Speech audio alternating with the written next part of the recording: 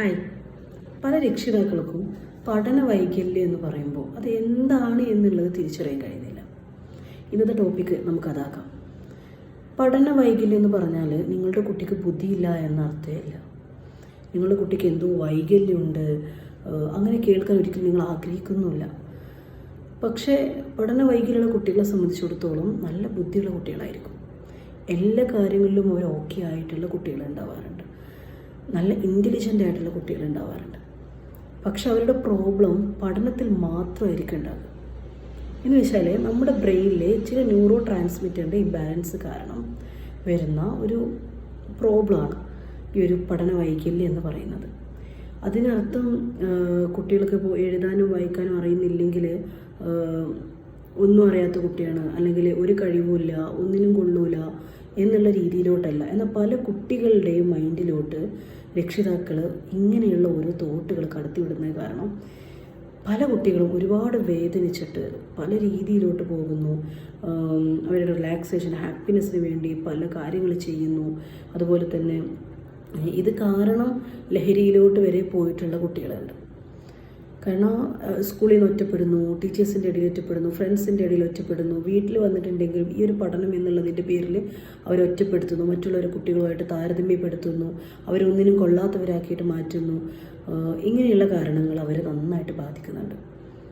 നിങ്ങളുടെ കുട്ടിക്ക് പഠന പ്രശ്നം ഉണ്ടെങ്കിൽ നിങ്ങൾ ചെയ്യേണ്ട കാര്യങ്ങൾ എന്താണെന്ന് വെച്ചാൽ, ഇപ്പോൾ നിങ്ങൾക്ക് മനസ്സിലാക്കാൻ കഴിയുന്ന കുറച്ച് കാര്യങ്ങൾ ഞാൻ പറയാം.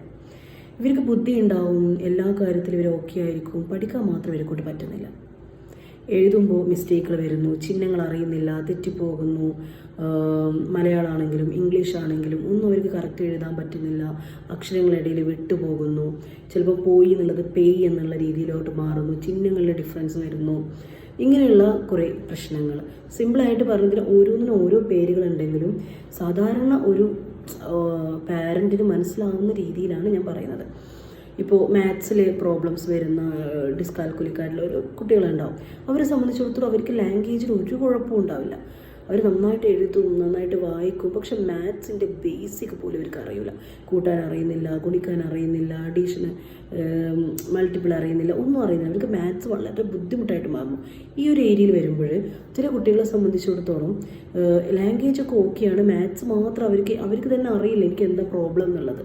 അതിൻ്റെ പേരിൽ അവരിങ്ങനെ ടെൻഷൻ അടിച്ചുകൊണ്ടിരിക്കും. പേരൻസ് ആണെങ്കിൽ ഒരുപാട് ട്യൂഷൻ കൊടുക്കുന്നത്, അല്ലെങ്കിൽ വഴക്ക് പറയുന്നത്, അല്ലെങ്കിൽ ഇങ്ങനെയുള്ള കാര്യങ്ങളും ചെയ്തുകൊണ്ടിരിക്കും. പക്ഷെ ഇവരെ സംബന്ധിച്ചിടത്തോളം ഇവർക്ക് വേണ്ടത് കറക്റ്റ് റെമഡിയൽ എഡ്യൂക്കേഷനാണ്. ഇപ്പോൾ ലാംഗ്വേജ് കാര്യങ്ങൾ അവർക്ക് ബുദ്ധിമുട്ടുണ്ട്, എഴുതാൻ അറിയുന്നില്ല, പെറുക്കി വായിക്കുന്നു, വിട്ടുപോകുന്നു, എത്രയായിട്ട് അവർക്ക് മനസ്സിലാക്കാൻ പറ്റുന്നില്ല, പെട്ടെന്ന് അവർ മറന്നു പോകുന്നു. ഇങ്ങനെയൊക്കെ വരുമ്പോൾ ഇവർക്ക് കറക്റ്റ് ഒരു സൈക്കോളജിസ്റ്റിനെ കണ്ട് അസസ്മെൻ്റ് എടുത്ത് പഠന വൈകല്യമാണ് എന്ന് ഉറപ്പ് വരുത്തി അതിനുള്ള കറക്റ്റ് റെമഡിയൽ എഡ്യൂക്കേഷൻ സ്റ്റാർട്ട് ചെയ്യണം. എന്നാൽ പല രക്ഷിതാക്കളും ഇത് അറിയാതെ ഇങ്ങനെ ഇവരെ വഴക്ക് പറഞ്ഞിട്ടും കുറ്റപ്പെടുത്തിയിട്ട് പോയി 10th എത്തുമ്പോൾ നമ്മളെടുത്ത് വരുന്ന ഒരുപാട് കുട്ടികളുണ്ട്. കാരണം അവർ SSLC ആണ്, അപ്പോഴാണ് ശ്രദ്ധിക്കുന്നത്. സ്കൂളിൽ നിന്ന് പറയും കുട്ടി സ്ക്രൈബിനെ വെക്കണം, അങ്ങനെയാണ് ഇങ്ങനെയാണ്, അല്ലെങ്കിൽ കുട്ടി പഠിക്കുന്നില്ല, അല്ലെങ്കിൽ പഠനത്തിൽ പാരൻസ് തന്നെ കൂടുതൽ ശ്രദ്ധിക്കുന്നത് 10th എത്തുമ്പോഴായിരിക്കും. അത് ഇവർ ചിലപ്പോൾ ശ്രദ്ധിച്ചിട്ട് പോലും ഉണ്ടാവില്ല, വഴക്ക് പറഞ്ഞു അങ്ങനെ പോയിട്ടുണ്ടാവും. ആ ഒരു സമയത്ത് എത്തുമ്പോൾ പലപ്പോഴും ഒരുപാട് വിഷമം തോന്നാറുണ്ട്. ഒരു പാരൻ്റ് എന്നുള്ള രീതിയിൽ നമ്മൾ കുട്ടികളെ നമ്മൾ അറിയണം. ചെറിയ ക്ലാസ് മുതൽ 1ാം ക്ലാസ് മുതൽ എൻ്റെ കുട്ടി മറ്റുള്ള കുട്ടികളെ പോലെ പഠിക്കാൻ കഴിയുന്നില്ല, ഞാൻ ഒരുപാട് ശ്രമിച്ചിട്ട് എനിക്ക് മാർക്കുകൾ ഇമ്പ്രൂവ് ആയി വരുന്നില്ല, അതുകൊണ്ട് എന്തോ പ്രോബ്ലം ഉണ്ട്, പഠന വൈകല്യം ആയിരിക്കുമോ. ഞാനൊന്ന് പോയിട്ട് പല പേരൻസും പറയും അവനൊരു കുഴപ്പമില്ല, അവന് ഭയങ്കര ടെക്നിക്കലി നോളജ് ഉണ്ട്, അവൻ അതുണ്ട് ഇതുണ്ട്, അവൻ ഈ ഒരു പഠിക്കുക, അത് അവൻ്റെ മടിയല്ലേ. ഒരിക്കലുമല്ല, അത് പഠന വൈകല്യം കാരണം അവർക്ക് പറ്റാത്തത് കൊണ്ടാണ്. അപ്പോൾ അത് തിരിച്ചറിഞ്ഞിട്ട് കറക്റ്റ് ടൈമിൽ നിങ്ങൾ എന്ത് ചെയ്യുക, ഇപ്പോൾ നമ്മൾ ട്രെയിനിങ് ഒക്കെ കൊടുക്കുന്ന പോലെ നിങ്ങൾ എന്ത് ചെയ്യുക, കറക്റ്റായിട്ട് അതിനുള്ള റെമഡിയൽ എഡ്യൂക്കേഷൻ കണ്ടെത്തി അത് നിങ്ങൾ സ്റ്റാർട്ട് ചെയ്യുക. അത് നിങ്ങൾ ചെറിയ ക്ലാസ് തൊട്ട് തന്നെ സ്റ്റാർട്ട് ചെയ്ത് കഴിഞ്ഞാൽ ചിലപ്പോൾ 5ാം ക്ലാസ്സിലെത്തിയ കുട്ടിക്ക് 1ാം ക്ലാസ് ലെവലേ ഉണ്ടാവുള്ളൂ. നിങ്ങൾ 5ാം ക്ലാസ്സിലാണ് കൊണ്ടുവരുന്നെങ്കിൽ ആ കുട്ടി 10ാം ക്ലാസ് എത്തുമ്പോഴേ കുറച്ച് ലെവൽ കൂടി വരും. ഒന്നും കൂടെ എഴുതാൻ തീരെ അറിയാത്ത കുട്ടി എഴുതി തുടങ്ങാം, വായിക്കാൻ അവരുടെ ലൈഫിൽ.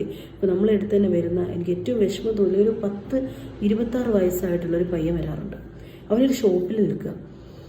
അവനെ ആ ഷോപ്പിലുള്ള എല്ലാ സാധനങ്ങളുടെ പേര് ഫോട്ടോ എടുത്തിട്ട് വന്നിട്ട് പറയും, മാം എനിക്ക് ഈ പേരുകളെല്ലാം പഠിക്കണം, എനിക്കതൊന്നും വായിക്കാൻ അറിയാത്തതുകൊണ്ട് ആളുകൾ വന്ന് ചോദിക്കുമ്പോൾ എടുത്തു കൊടുക്കാൻ പറ്റുന്നില്ല, മറ്റുള്ളവരുടെ മുന്നിൽ ഞാൻ ആകെ നാണം കെട്ട് പോകുന്നു, അതുകൊണ്ട് ഞാൻ വീട്ടിൽ പോലും അറിയാതെയാണ് വരുന്നത്, എനിക്ക് ഇതൊക്കെ പഠിക്കണം, ഇത് എങ്ങനെ നിങ്ങൾ പഠിപ്പിച്ചു തരും. ഒരുപാട് വിഷമം തോന്നിയിട്ടുണ്ട്. അപ്പോൾ അവരെന്നെ പറയും, ആ പയ്യൻ എന്നെ പറയാറുണ്ട്, ഇങ്ങനെ ഒരു പഠന പ്രശ്നം ഉണ്ടെന്നോ അല്ലെങ്കിൽ ഇത് ഇങ്ങനെ ട്രെയിനിങ് ഉണ്ടെന്നോ ഒന്നും എൻ്റെ പാരൻസിന് അറിയണ്ടായിരുന്നില്ല, ആയിരുന്നെങ്കിൽ എനിക്ക് ഈ അവസ്ഥ വരില്ലായിരുന്നു എന്ന്, അല്ലെങ്കിൽ എനിക്ക് അത്യാവശ്യം എന്തെങ്കിലുമൊക്കെ വായിക്കാൻ അറിയുമായിരുന്നു. അപ്പോൾ ഇതുപോലത്തെ ഒരവസ്ഥ നമ്മുടെ മക്കൾക്കും വരരുത്, അവരാരുടെ മുന്നിൽ തല താഴ്ത്തി നിൽക്കരുത്. അതുകൊണ്ട് തന്നെ നിങ്ങൾ പഠന വൈകല്യം എന്ന് കേൾക്കുമ്പോൾ അല്ലെങ്കിൽ പഠന വൈകല്യമാണോ എന്നുള്ളതിനെ കുറിച്ചിട്ട് നിങ്ങൾ എന്ത് ചെയ്യാം, ശ്രദ്ധിക്കുക. നിങ്ങളുടെ കുട്ടിയെ നിങ്ങൾ വിലയിരുത്തുക. എഴുതാൻ അറിയുന്നില്ല, വായിക്കാൻ അറിയില്ല, വിട്ടുപോകുന്നു, ഒഴിച്ച് വായിക്കുന്നു, 8ാം ക്ലാസ്സിലെത്തിയിട്ട് അവർക്ക് കറക്റ്റ് മലയാളം പോലും കിട്ടുന്നില്ല, ഇംഗ്ലീഷ് കിട്ടുന്നില്ല, അല്ലെങ്കിൽ എല്ലാം കിട്ടിയിട്ട് മാത്സ് അവനൊന്നും പറ്റുന്നില്ല, നിങ്ങൾ ഒരുപാട് ശ്രമിച്ച് നോക്കിയിട്ട് അവന് കഴിയുന്നില്ലെങ്കിൽ നിങ്ങൾ തീർച്ചയായിട്ടും എന്ത് ചെയ്യുക, ആ കുട്ടിയെ ഒരു റെമഡിയൽ ട്രെയിനിങ്ങിൻ്റെ ഭാഗമാക്കുക. അവൻ്റെ LD അസസ്മെൻറ്റ് കാര്യങ്ങളൊക്കെ ചെയ്തിട്ട് അവർക്കൊരു നല്ല ഫ്യൂച്ചർ നിങ്ങൾ കൊടുക്കുക. ഓക്കെ.